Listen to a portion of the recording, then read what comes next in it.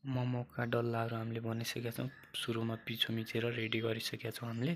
हेर्नुहोस्, अब चाहिँ हामीले यो तपाईँहरूलाई देखाउँदै गइरहेका छौँ मोमो बनाउने सबैभन्दा सजिलो तरिका।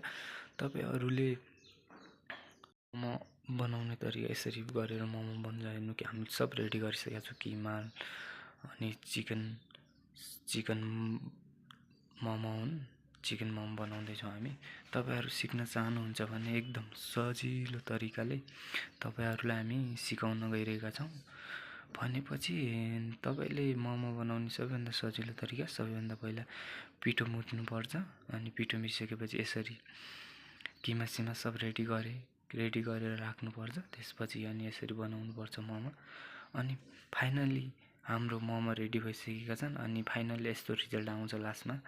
तपाईँले हेरेर सबैले साथ दिनुहोला भन्ने हामी आशा गर्दैछौँ। मोमो लास्टमा यस्तो बनेर देखिन्छ हैन। तपाईँले हेरेर सबैले साथ दिनुहोला।